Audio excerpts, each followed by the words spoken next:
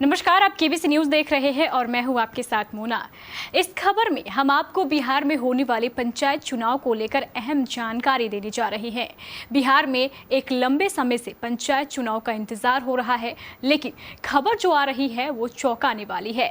जैसा कि आपको पता है, बिहार में भी कोरोना तेजी के साथ अपने पांव पसार रहा है।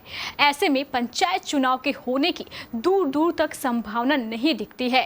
ऐसे में सबसे बड़ा जो सवाल है वो ये है कि बिहार में जितने भी पंचायत प्रतिनिधि हैं, क्या उनका अधिकार उनसे छीन लिया जाएगा या उनका अधिकार उनके ही पास रहेगा।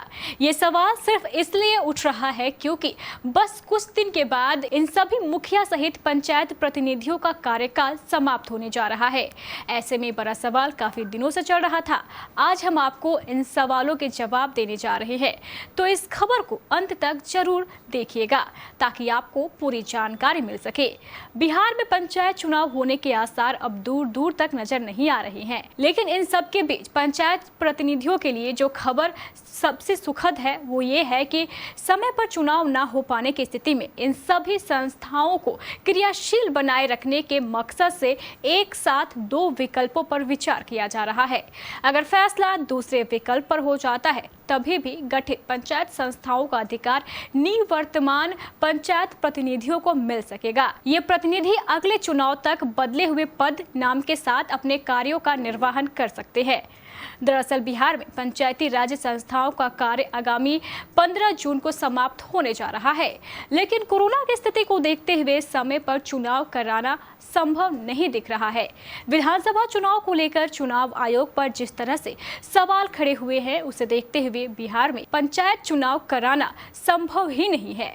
जैसा कि आपको पता है, उत्तर प्रदेश में पंचायती चुनाव के दौरान ग्रामीण क्षेत्रों में कोरोना का प्रकोप देखा गया, जिसे देखते हुए बिहार में पंचायत चुनाव नहीं कराए जाएंगे। बिहार में पंचायत कार्यकाल समाप्त होने पर क्या किया जाए, इसे लेकर राज्य का पंचायत अधिनियम मौन है।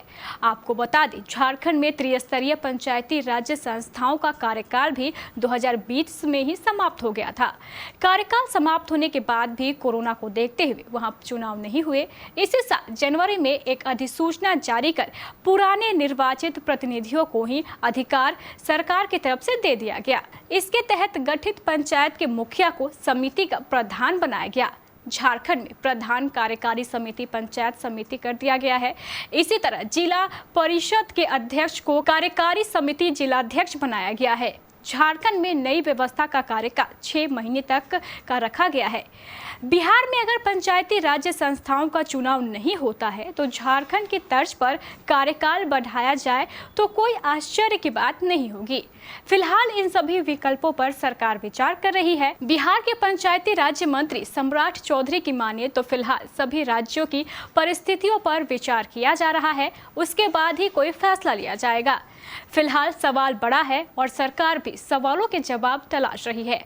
अभी कोई फैसला नहीं आया है। जैसे ही सरकार द्वारा कोई फैसला लिया जाएगा, हम आपको उसकी भी जानकारी देंगे।